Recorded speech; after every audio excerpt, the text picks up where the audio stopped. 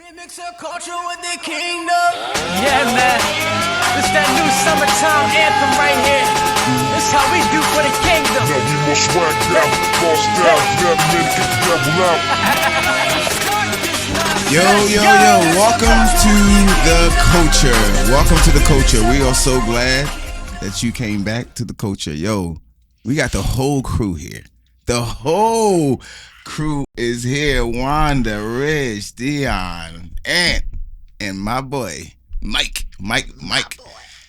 Listen, yo, what's going on with y'all? How y'all feel? We about to end the year, you know. It came fast. You know? It felt good. It felt good to just have everybody here, and so I'm excited about the last show. Cool. How you feel, Wanda? I be letting y'all talk. I be like, I feel good. I feel great. It's the end of the year. I feel like yesterday is gone. Tomorrow is what I have to look forward to. So whatever is behind me, I'm going to let it stay behind me. Mm-hmm. And I'm just hoping for a new prosperous 26. Nice. That was a word. What was that was a word, yeah. Moving forward. Yeah, moving forward. What about you, Dion? We're going to call you out. You've been waiting to do this. Right. But this is my first year with y'all. Yeah, how about that? Wow. It's been good. Woo! Confetti. It's been good. I'll be back, hopefully. You'll be back? Did you say hopefully? Where you going? As long as y'all invite me back. Absolutely. What you mean? You part of the crew. Don't start. I'm here to stay. Don't start. All right, Anthony. I had a good year though. Okay. That's what's up. My kids and my mom got baptized this year. So oh, that's great. That's great. Nice. I'm still on a high from that. That's good. Yeah. Months ago, so. That's good. It's amazing. I'm doing pretty good. I can't believe that the year is ending. It went by so fast. Really fast. But I'm excited for 26 and what God is going to do. Yeah. Absolutely. Yeah. I mean, that key factor right there. I'm excited for 2026. My thing is building the momentum for 2026, but like starting now. Don't wait till January. Yeah. Mm-hmm. Kind of too late to start. So I've been really conscious of that with this December. Yeah. Why is it in December that we tend to think forward apart from the rest of the year? Why is that? Huh? So that's a good question. Yeah, it's like you wait until December to make plans for the next year when you have today to plan for tomorrow. Like I never understood why we do that. We make resolutions, many of which we don't stick to, but instead of just saying I'm starting today to do this and to do that. Yeah, that's a good question. It is. Yeah. I don't know how to answer it, but it's a good question. I mean, to comment on that, I just learned about the 12-week year, and it's breaking down your 12 weeks, the year in quarters, essentially. So it stops you from looking at your yearly goal and kind of being, it makes the goal harder to achieve when it's 11 months away, 12 months away, 10 months. But versus if you break it down into these 12 months, it gives you actions, then it gives you little habits that can lead to the actions, and then you can eventually get to whatever that goal was within those quarters. To your point of like, why do we wait till December? I don't know. I feel like it's natural because it's air quotes the end. Yeah. So you as in like the average person, you're looking forward to what's next. Versus what I just brought up, that 12 week year, you get like 4 of those, and you're so much more accomplished because you essentially took that one bulk goal and you achieved it up in March, and then you did another one next. So with that, I think that's a good thing. So if you could break a whole year up into 12 weeks, why not normalize and setting your own pace outside of what the standard is for everyone else? Because what you intend to happen within a year, God may have it set for you to do it in 6 months. Word.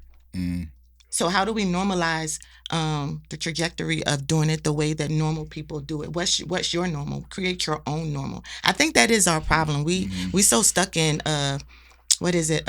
generational habits that we don't know how to create our own. But it's time for us to think outside the box, because I think it's I just got this and I'm getting chills as I say it. Your 12-week year could actually be a 12-day manifestation for you if you trust God to just move on your behalf, because we don't know what God has for us. We just know that he has something for us. So I think we should normalize doing it our way instead of the way society thinks that we should do things, because we never know if we're holding off on our blessings. Like we're giving it a year, but God may say it may be 12 days as opposed to 12 months. So now you're sleeping on yourself and you're prolonging your blessing. Right. I like that. Solid. Yeah. All right, we'll be right back with the culture. We mix our culture with the kingdom. Yeah, man. This that new summertime anthem right here. All right, so This how we do we're for the back. kingdom. So we're in the season and I guess the time of Let's go. the holiday. People scrambling around to get presents. So it would be Christmas. You know, Christmas is coming up. I see a lot of people shopping now online rather than in person or in the malls and stuff like that. I don't know how you guys feel about this particular holiday. I'm gonna say holiday because you know some people don't celebrate Christmas or you know that. But what is your take on just the fact that Christmas is the holiday is different? I know for Thanksgiving, like some of you may have experienced like some loss in your family where now the Thanksgiving is different because the people that would be there are not there. So how do you feel in the void, which you can't really feel in a void of a person, but how do you feel in laughter, you know, knowing that the person's not there? Do your mind wander to say, I'm eating this food with y'all, the rest of the family that's left? But at the same time, this person that made me laugh is not here anymore, you know? So, yeah. Yeah.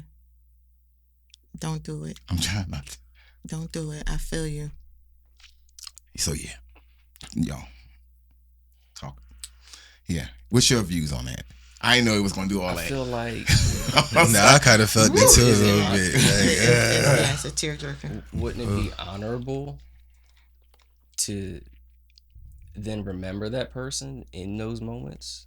Because they're not here.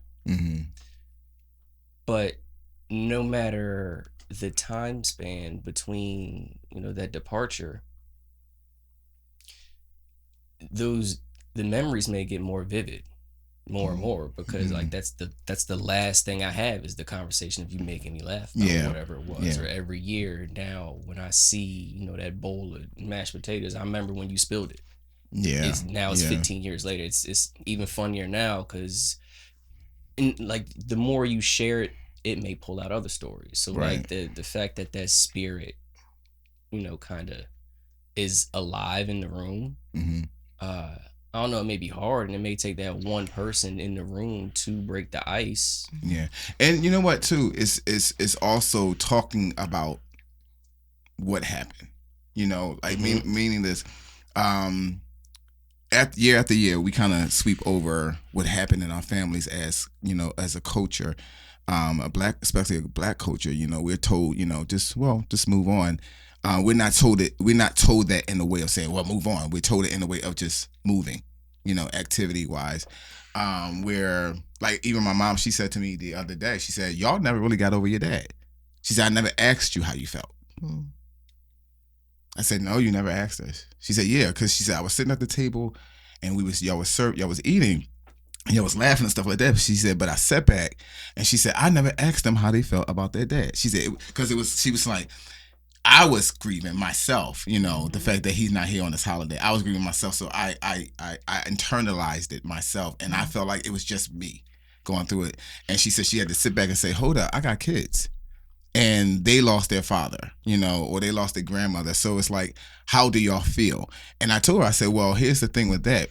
We as, not all black families, but most black families don't talk about, you know, stuff like that. They just move on because we are culture that just we can keep fighting. We're powerful, we're resilient, you know, but sometimes resilience can kind of like, hold up, step back. What's going on with your feelings? You know what I mean?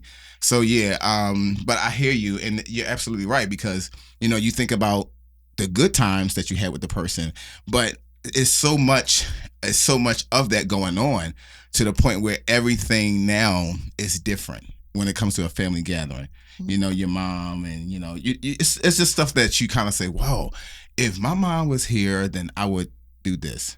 I would laugh about this," or she would say, "Well, Honda, that's not right," or that's funny.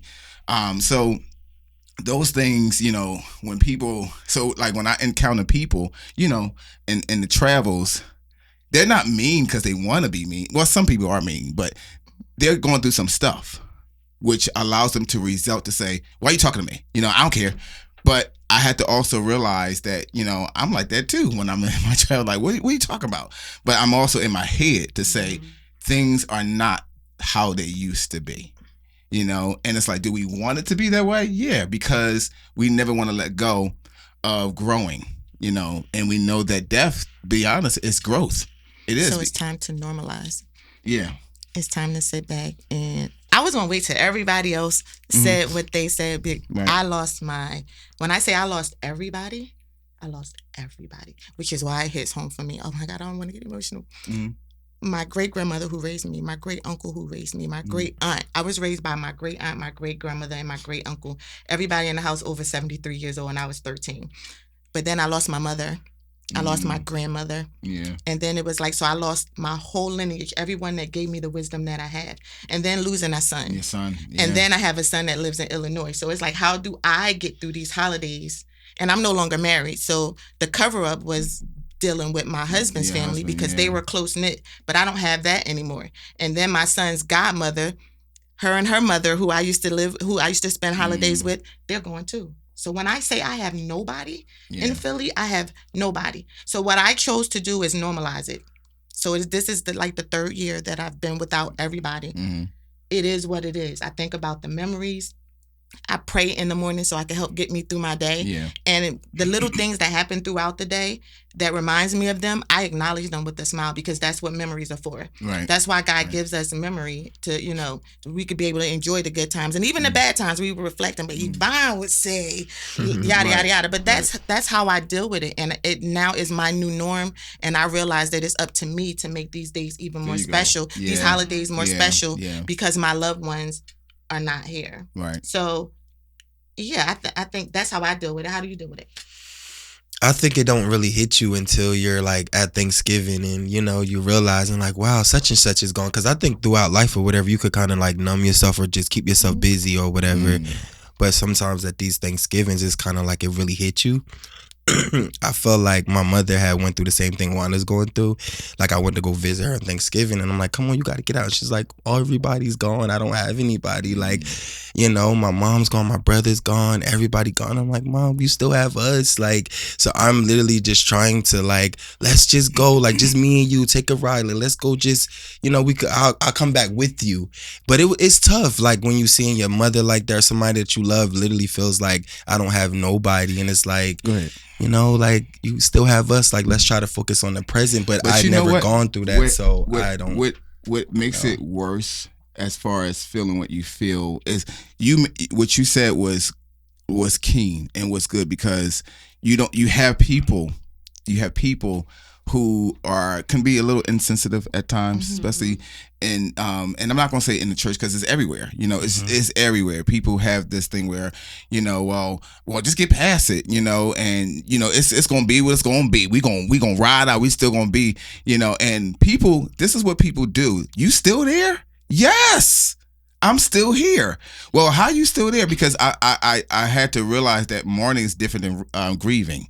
When somebody dies, you're mourning them, but grieving, that's an entity by itself. It'll come when it wants to come. It won't tell you. It's an extension of mourning. I just started mourning my husband of the 7 years. There you go.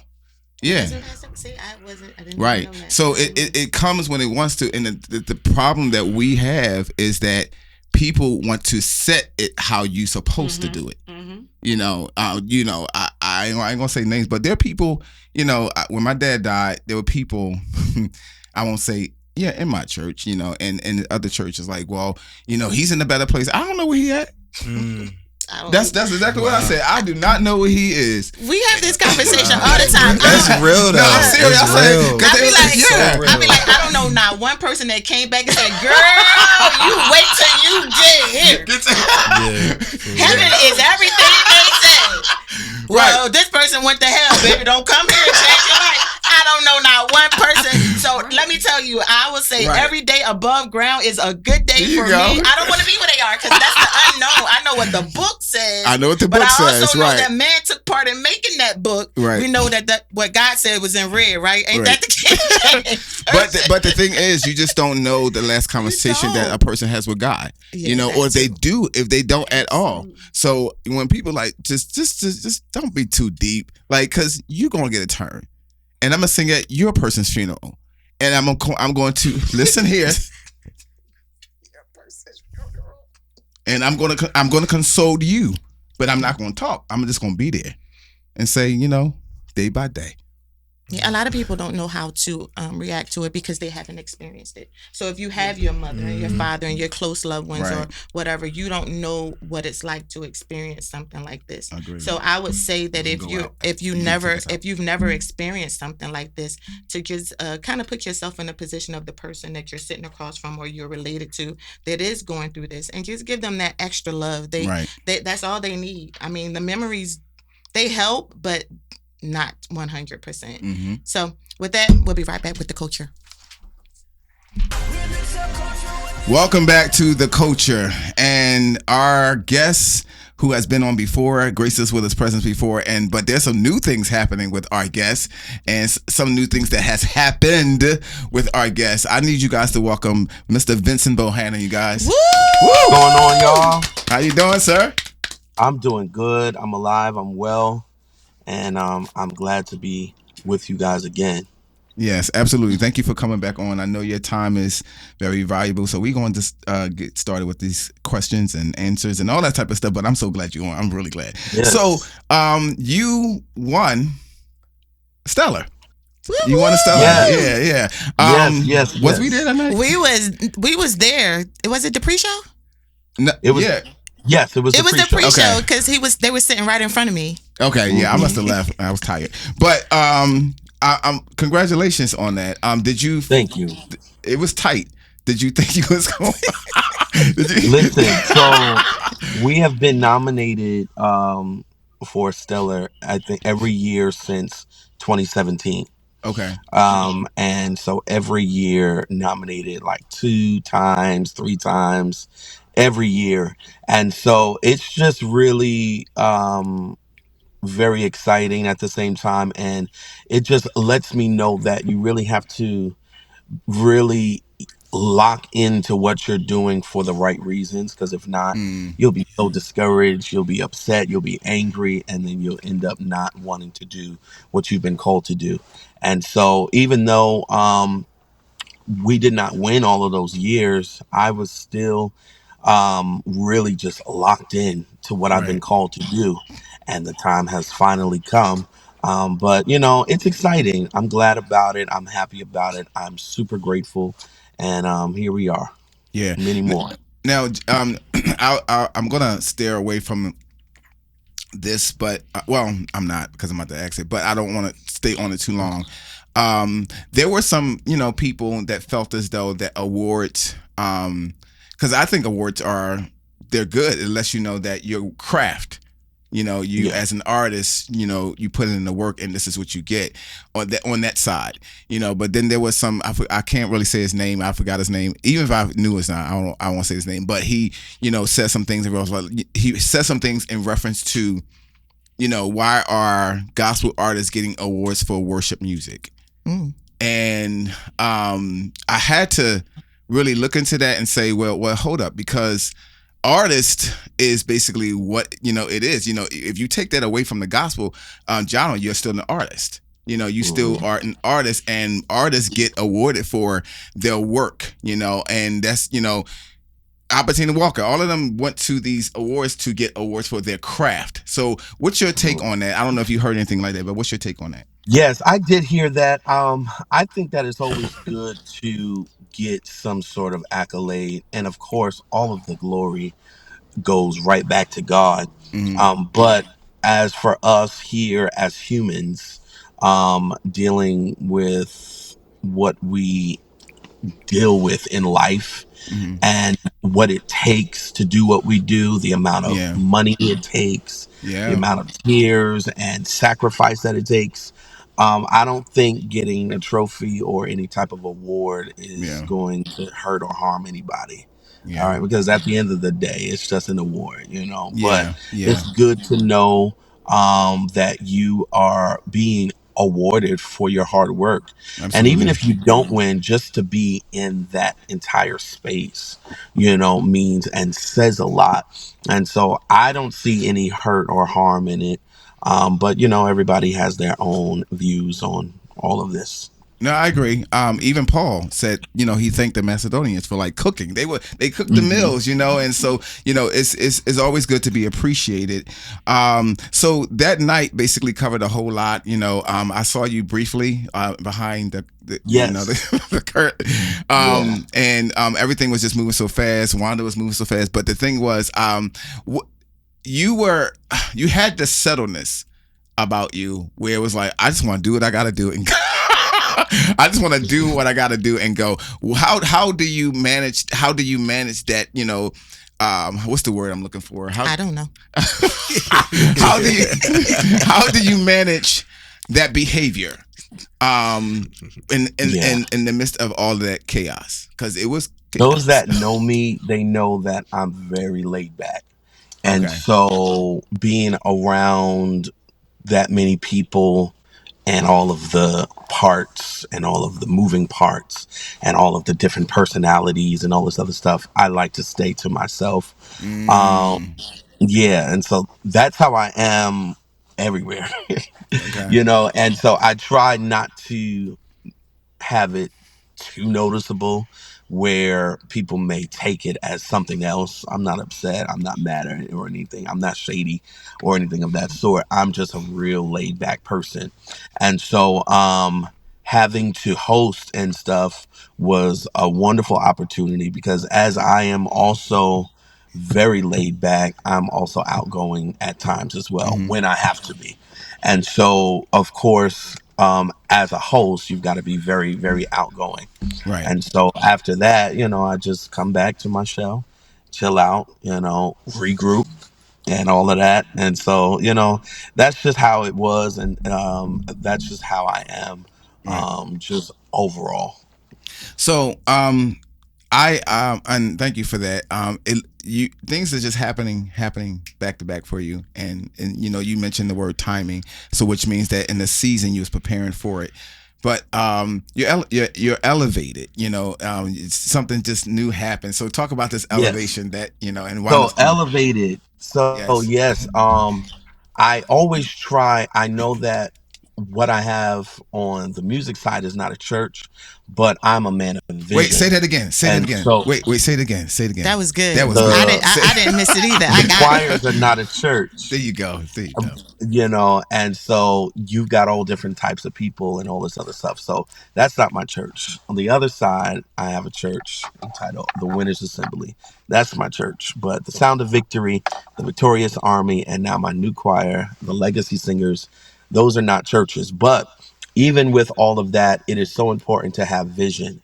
It is Hmm. so important not to just have all of these choirs and not know exactly where you're going. Right. And so I told all of my choirs that this year of 2026 is going to be entitled Elevated. Hmm. So everything that we're doing is going to be top notch, Right. greater than what it was, greater than anything that we've ever done before when it comes down to music, when it comes down to presentation, when it comes down to whatever we do, it's going to be elevated at this point. And so I'm excited about it. The choirs are excited about it as well. And it's just good to be a part of something that is not remaining in the same space year after year. Because when it's in the same, just the same stuff Yeah. year after Yeah. year, the same, you know, local, it's just real. like blah. And Yeah. then all of the people become really bored and then they don't want to sing anymore. But the thing that keeps all of my people together is knowing that we're not going to remain in the same space. And there's so much more. And so yeah, that's what 2026 is going to look like. Well, Real eloquent. you're definitely not in the same place because you're no longer just a nominated a stellar nomination. You are now a winner. So I go back to what Bashir said earlier about the man who said whatever he said. I think awards should be. I think there should be rewards for all types of genre because you put a lot of hard work into it, and not only that. To your point, Vincent, you have a new fan base because those who didn't know you, you win an award, have exposed you to them, which is a new community for you. So you are indeed elevated. And I do love the fact that you are using that word to strengthen your coming year in 2026 because you are now a stellar award winner, which means now there's another side of you that people get to see who didn't get to see you in the past. So I'm excited to see what 2026 has for you and your I choirs. appreciate it. Yeah. You're Thank welcome. you. So, how many choirs do you actually have underneath you? So right now I have three choirs. So I have Ooh, Sound of all Victory. those We've personalities. been Jesus. together in New York the last 12 years. It'll be 12 years in January. Then I have the Victorious Army in Atlanta. They've been together for 7 years now. And then I just started my 50 and up choir called the Legacy Singers. And Oh, I could join these that choir. seasoned people, yeah, they are very, very excited. Because what I've noticed, especially out here in the city, that there are a lot of people in that age range that are no longer singing because we don't have church choirs anymore. And so they're just at home, they're not singing, and they're not utilizing what they have. And so the Lord gave me this. And so I'm glad about it. And so we just met probably like in October, and we had about 90 people from all over to join that choir as well. So it's real big. I'm excited about it, and I think that 2026 is going to be real good for them as well. Wow. Okay. Let us know when these concerts happen. Yeah. Yes. So we are having one in Tampa. So each year I have my choir anniversary. And so I've joined everybody together for one weekend, and it's called the Dual Anniversary, which is going to have the Victorious Army and the Sound of Victory. And then we've got classes and all that other stuff. So yes, this upcoming January will be in Tampa, Florida from January the 23rd and the 24th. It's going to be awesome. We got classes, we got a concert, and it's going to be real good. Can I ask you a question? Yes, sir. Does You can can ask it music anyway. I can music get stale? Like what I mean by that is, you mentioned about doing the same thing over and over, hmm but can the music itself get stale? Like meaning like okay, it's no effect anymore. For instance, I'll give you an example. I'm on a praise team, and on that praise team, we sing this we sing the same songs, and That's sarcasm. no, it really wasn't because they know. No, from my point of view. we sing the same songs, so we're singing the same songs. I try to bring a little, I try to bring like little twists in it by adding some hymns to it to infuse it because I know we do the same thing because some of us was told that y'all sing the same songs, so I didn't know if no. So some people was like, well, it's just just stale, like okay, so. And I mean, my response was, well, you should get up here and sing some new songs with us, but the person couldn't sing. So I was just trying to figure out, like your view on that. Yeah, I would say that creativity is sometimes a lost art, and you really don't see too many creative things anymore. Everything is just the same. Okay. But on the flip side of that, music is there are some songs that will last forever. Okay. Yeah. For example, Melvin just put out God is the joy and the strength of my life. That Yeah. came out over like Oh, 50 years ago. Melvin yeah. So that Crispin. song is still working. But he's now created it in a new way for the times that we are in today. Right, right. So the old way probably wouldn't work or be as effective. I wouldn't say it would not be effective, but it wouldn't be as effective for the younger people. And so he just added a little twang to it and added that 2025 feel to it. And so now it's a brand new hit. And so I don't know if music can become stale Mhm.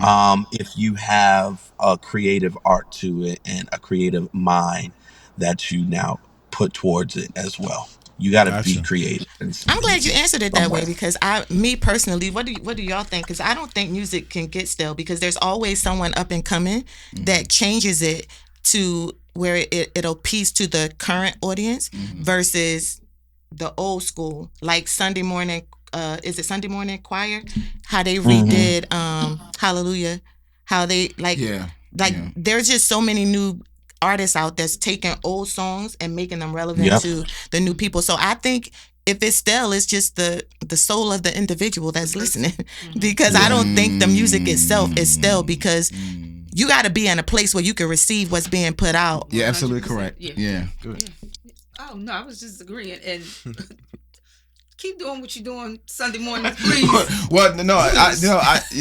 I was asking you that question because I know you have some expertise in it, and thank you for that one because that made a lot of sense. Because if the person, because here's the thing, I can read Psalms 23 over and over, but God will get something different out of my life through it because I'm going through a different test or a different trial, and he'll say, go back here because this is what I told you, but now this is what I want you to do. Read Pastor, I want you to find out what that means. I want you to go into the Greek. I want you to find out what that means. So you're absolutely correct.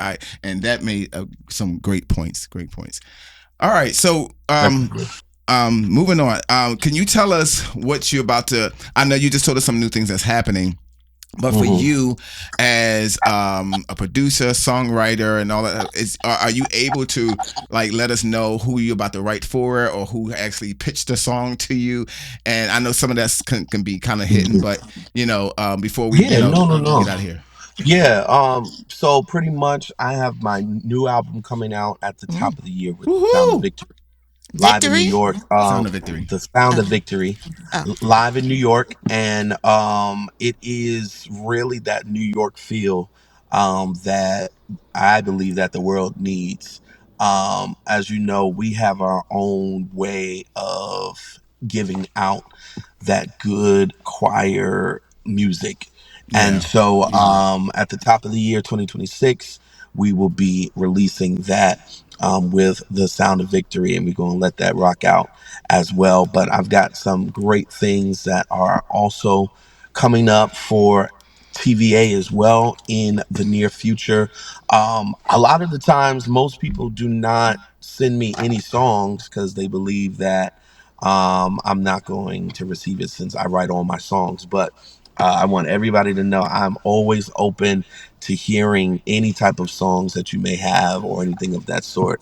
I write all of my songs, but I still would like to hear if there's anybody else that has anything that you would like to share with me because I may just use it, Why do you think and they so don't? yes, I am open. Why do you think they don't, or they just don't? Um, there, okay, so there are some people that have tried to send something and then I've already didn't use it. Okay. But you just have to be very strategic in everything that you do. Every song is not for every album. Right. And so when I'm creating an album, it's got to flow all together. And if a Absolutely. song doesn't fit, it just don't fit the album. It just don't fit where I'm trying to actually take that album.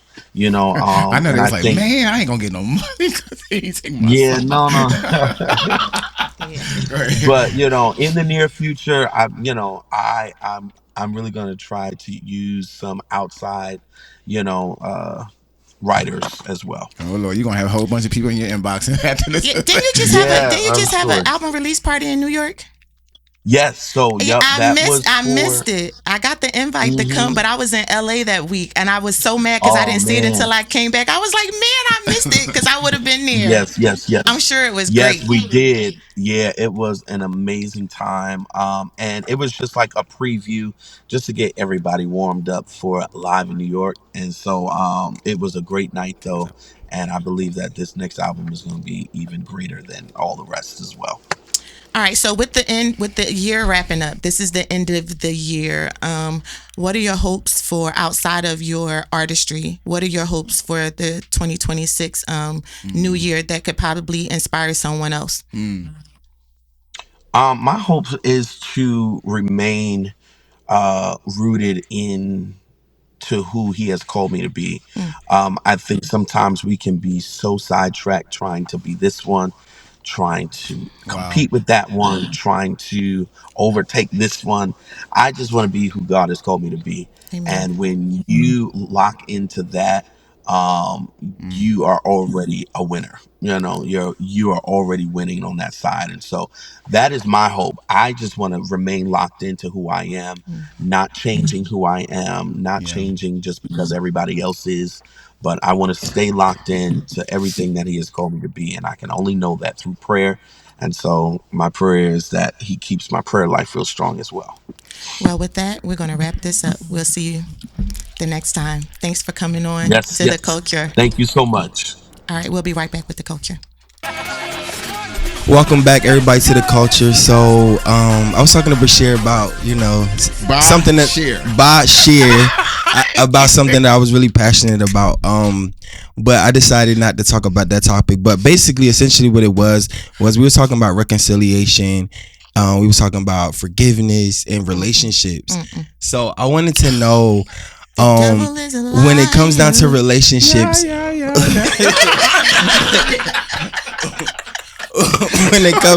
when it comes down to relationships, how do you know as the individual to either reconcile, or how do you know when it's time to end that relationship, and how would you go about doing that?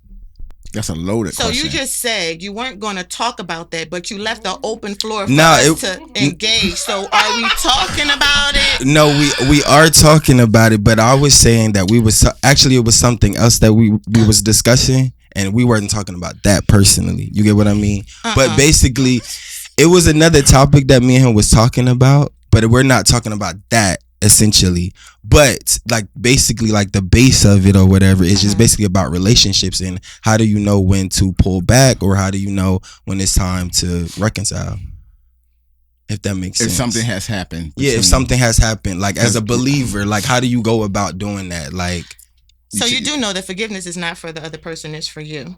So when you move forward in forgiving them, that doesn't mean that you have to still be in that relationship with them. Because I do know that you could be in 20, 30, 40, in my age, in my whatever, 50-year relationship. 51. And you grow apart. Thank you. You grow apart.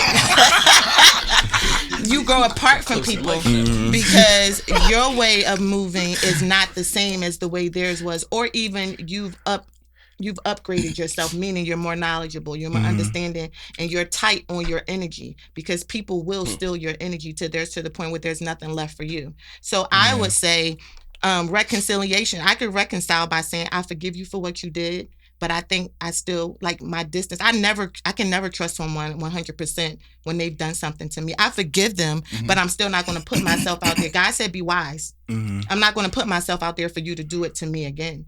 But it's just like, you could still do that and have boundaries, but sometimes people go all the way back in, but then that's a setup for another mess up.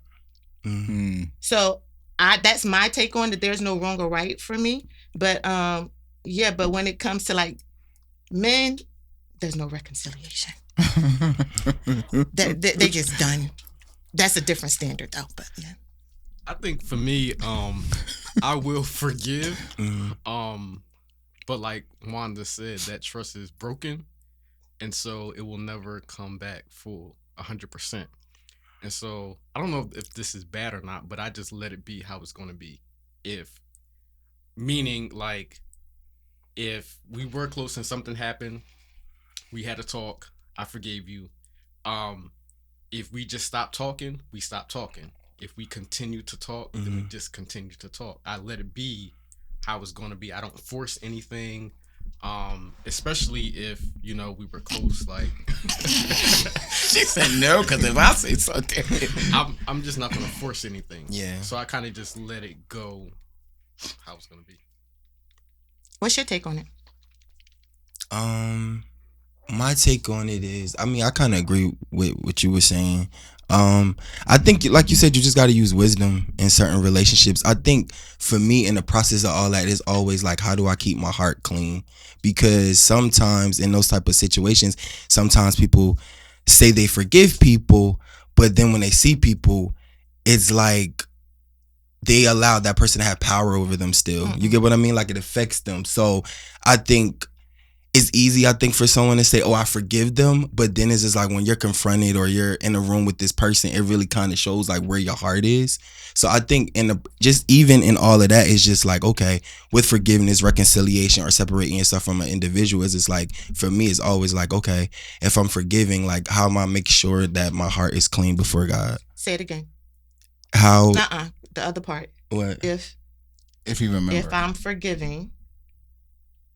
I said if. You said if I'm forgiving. Oh, I should have said, well, I do. Well, I forgive. Like, that ain't even really no issue. No, but you answered your own question. Is what I was trying to get you to understand. If I forgive them, yeah. You said, how do I keep my heart clean? Yeah. Your heart is being clean because you're forgiving them genuinely. So there's nothing else left for you to harbor. So that's your answer right there. Yeah, but sometimes the memories still come up though. You get what I mean? But then you gotta pray and you gotta ask God to clear your mind and your conscience of that, because if you're sincerely, so can I jump in? If you're sincerely you're forgiving them, then that shouldn't be there. So, you gotta forgive them with your whole heart. Do you think you can forgive someone and still sometimes the memory come back? Does that mean that you memory doesn't go anywhere? Right. Can I want to get in? Can I jump in, please, for a second? Jesus. Whew, yo. So, we're not made to forget. The Bible says forgetting those things. It doesn't mean that you're going to naturally forget what the person did, but I believe that everything's a process. Everything. Forgiveness is a process. Actually forgiving the person and getting them out your system is a process. And then moving on itself from what happened is a process. And then seeing that person again that did what they did to you is a process in itself. Because in your mind, you're conjuring up, what am I going to say if I see this person again? You're already saying to yourself what I'm going to say. But you said as born again believers, right? Well, I don't know what I'm gonna be honest with you, I don't know what Jesus actually went through mentally when he said, Father, forgive them, for they know not what they do. I don't know. Some scholars will say they know. Because this is what I'm learning. We know a lot of nothing. And when I mean by that is, even Paul said in Philippians to the church of Philippi, I gain all of this for the knowledge of. I lose all of this for the knowledge of. Meaning he has so much knowledge of what of certain things, but he lost all of it because the knowledge of Christ came, and it's like, so I'm gonna lose all of this because now I met somebody who knows more than me. So I think that when it comes to forgiveness and what we think we know about it, or what we think it's a process. I told my mom some things happened, and I can hear it in her voice that she didn't forgive the person, and she was like, "Yes, I did."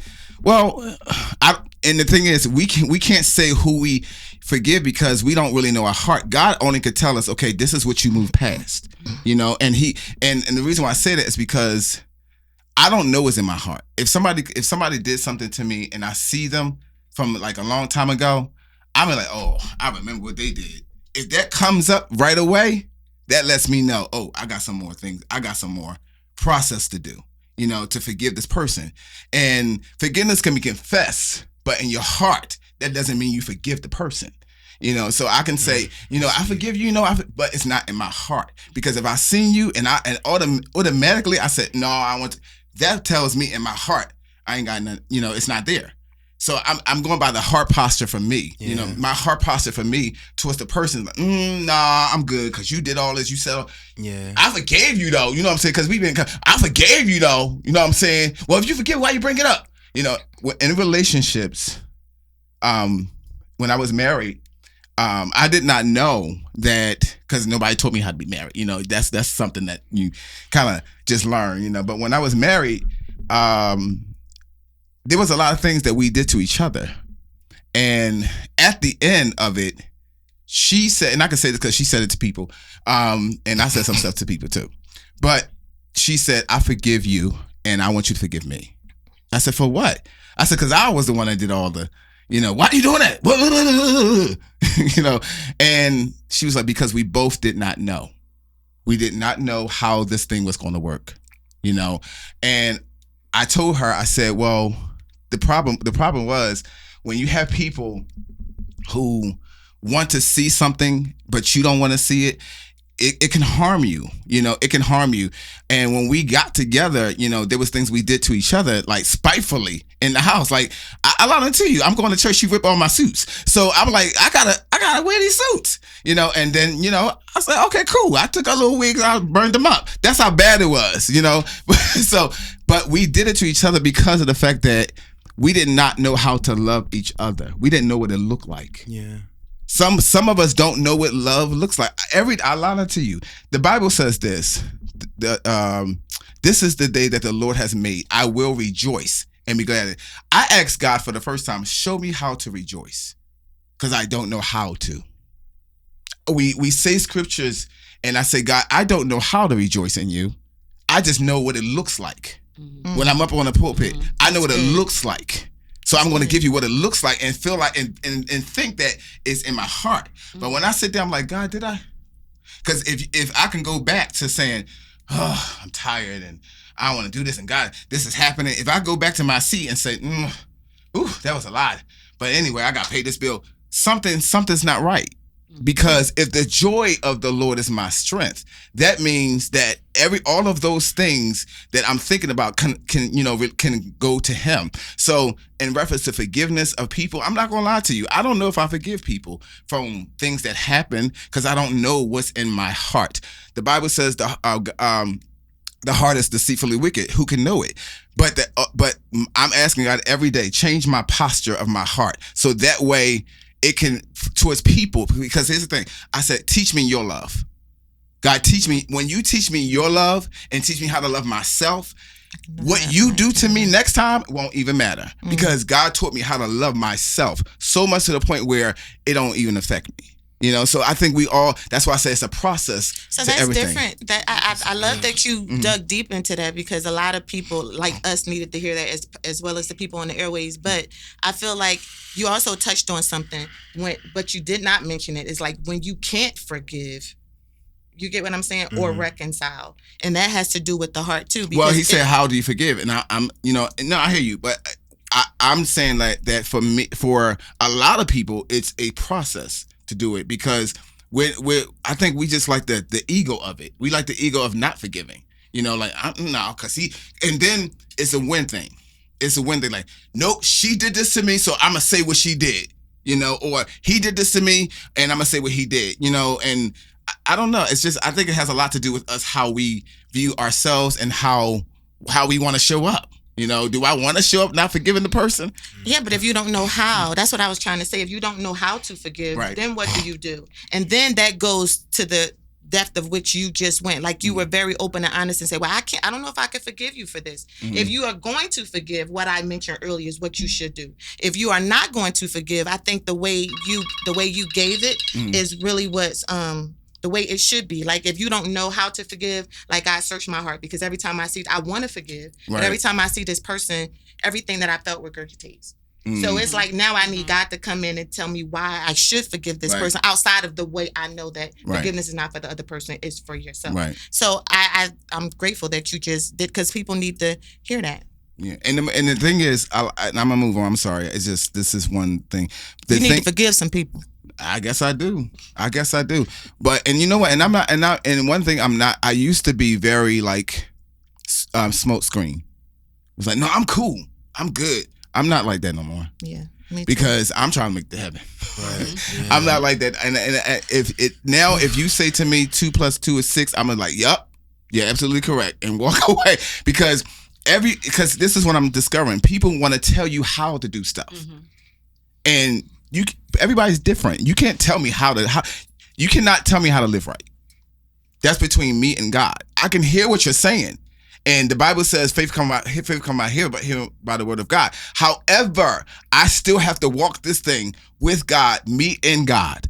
I understand that we come, together as a congregation. We, celebrate Jesus, But when you go home to yourself, you are by yourself, talking to yourself with God, and it's nothing but you. Because I said this to my mom the other day. At the end of the day, when we all leave here, we got to answer to God for something we did. For something we said, something we did to a person, because the thing is, and like you said to him, that it's not about the, forgiveness is about it's not about the person, it's about you. Well, when we stand before God, He's gonna say, "Did you forgive, this person?" And yeah, I did. No, you said it with your mouth, but your heart told me different.